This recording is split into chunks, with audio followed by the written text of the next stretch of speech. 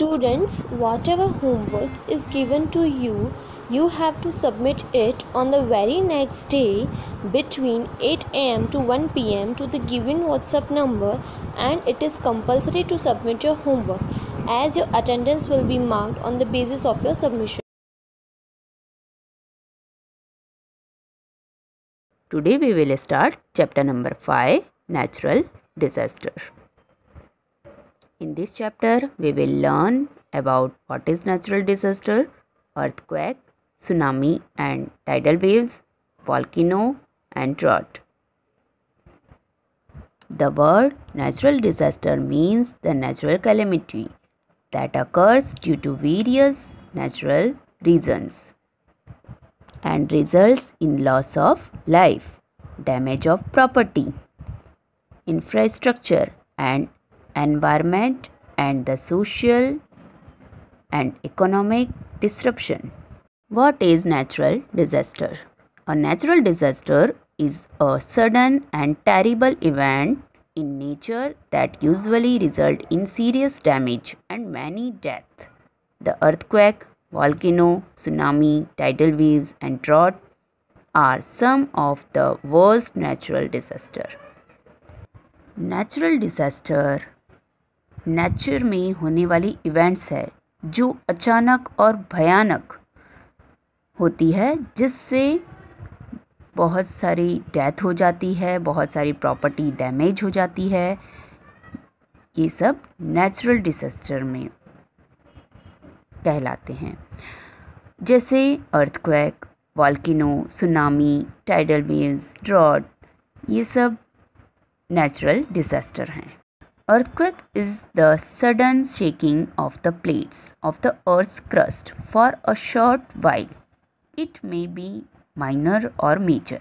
The outermost layer of the Earth is made up of pieces called tectonic plates. These plates are in continuous motion against each other. Sometimes these plates get stuck against each other due to friction. Earthquakes usually occur in places where two plates meet. These regions are called faults. तो earthquake कैसे आता है? जो अर्थ का outer most layer है वह tectonic plate से बना हुआ होता है. टेक्टोनिक प्लेट्स के पीसेस होते हैं. तो ये प्लेट्स कंटिन्यूस मोशन में होते हैं, एक दूसरे के कंटिन्यूस हिलते रहते हैं.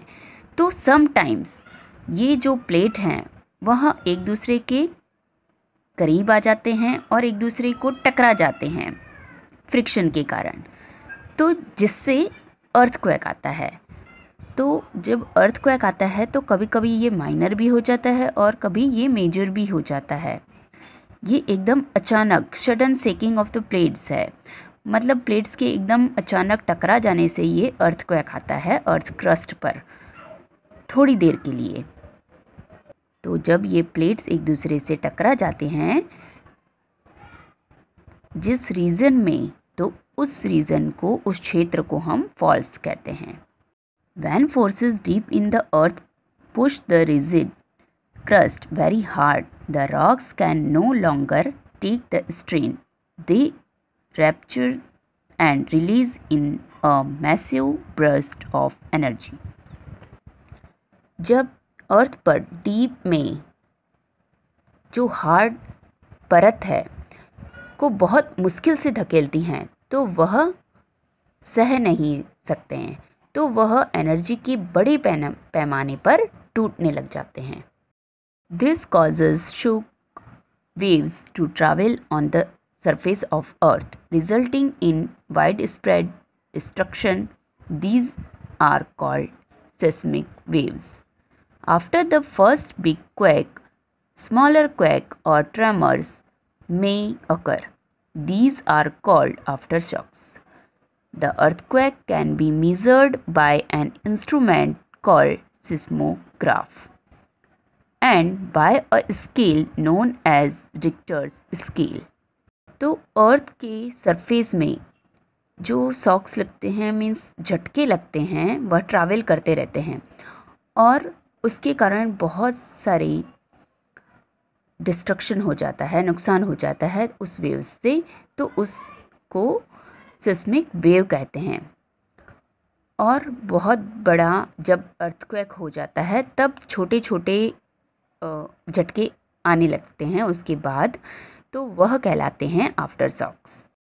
और अर्थक्वेक को जिस इंस्ट्रूमेंट से मेज़र किया जाता है उसे सिस्मोग्राफ कहते हैं। और अर्थक्वेक के जो स्केल है उसे रिक्टर स्केल कहा जाता है। जो अर्थक्वेक है, भूकंप है, वह रिक्टर स्केल में मापा जाता है। The Richter scale starts from magnitude 1 and gradually increases. Low intensity earthquake like 1 or 2 are not felt very much. Earthquakes having intensity of 3 or 4 can be felt, but higher than 7 can cause major damage and destructions. तो जो Richter scale है वह start होता है magnitude 1 से और धीरे धीरे वो इंक्रीज़ होता रहता है। तो जब अर्थक्वेक आता है तो जो सबसे उसकी लो इंटेंसिटी है तो वह 1 और 2 है, जो हमें फील नहीं होती है। और जो अर्थक्वेक की इंटेंसिटी अगर 3 और 4 हो तो हमें थोड़ा बहुत फील होता है। बट अगर अर्थक्वेक की इंटेंसिटी 7 से ज़्यादा होता है तो वह बहुत डैमेज कर सकता है और फिर अर्थक्वेक बहुत ही भयानक हो जाता है। The point at which an earthquake originate on the surface is called the epicentre. The point under the ground where an earthquake begins is called the focus. Earthquake जिस पॉइंट पर, जिस सरफेस में जिस पॉइंट पर originate किया जाता है, जहाँ पर आता है, उसको एपिसेंटर कहा जाता है। और ग्राउंड के नीचे जहाँ अर्थक्वेक स्टार्ट हुआ उस पॉइंट को फोकस कहा जाता है, जैसे आप पिक्चर में देख पा रहे हो। Safety measure during earthquake. Do not panic, use presence of mind. Everyone should come out in an open area. Stay away from the electric wires and trees. Take shelter under a big table like a dining table. Do not climb down the stairs. Do not stand near the wall. Avoid the use of lifts or escalators. जब earthquake आता है तो हमें कैसे safe रहना चाहिए, कैसे safety करनी चाहिए अपनी। डू नॉट पैनिक मीन्स हमें अपना माइंड को शांत रखना चाहिए और हमें ओपन एरिया में चले जाना चाहिए और इलेक्ट्रिक वायर्स और ट्रीज से हमें दूर रहना चाहिए। अगर हम घर के अंदर हैं तो हमें बिग टेबल के नीचे, जैसे डाइनिंग टेबल के नीचे चले जाना चाहिए और हमें सीढ़ी नहीं उतरनी चाहिए या चढ़नी नहीं चाहिए और हमें दीवार के पास नहीं खड़े रहना चाहिए। और अर्थक्वेक के समय हमें लिफ्ट का यूज़ नहीं करना चाहिए। एस्केलेटर्स मीन्स जो चलती हुई सीढ़ी है उसका यूज़ भी नहीं करना चाहिए। Flood. A flood is an overflow of water on land which is usually dry. Sometimes a water resource like river, lake, ponds gets flushed with too much water, usually heavy rain, overflow of dam and other water system are some of the other causes of flood. Flood means बाढ़। जब water overflow हो जाता है, बहुत ही ज़्यादा बारिश की वजह से, बहुत ही ज़्यादा बारिश की वजह से जो वाटर रिसोर्सेज हैं वह ओवरफ्लो हो जाते हैं, जैसे रिवर है, लेक है, पॉन्ड है ना, डैम है, यह ओवरफ्लो हो जाता है हैवी रेन की वजह से, तो उसे फ्लड कहा जाता है। Safety measure during flood. Move to higher ground और a higher floor. Do not walk, swim और drive through flood waters.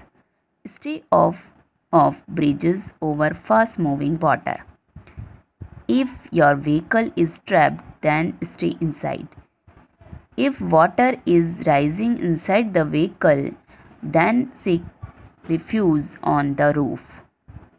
Listen to radio or local alerting system for current emergency information. Flood आता है तो हमें कैसे safety रखनी चाहिए?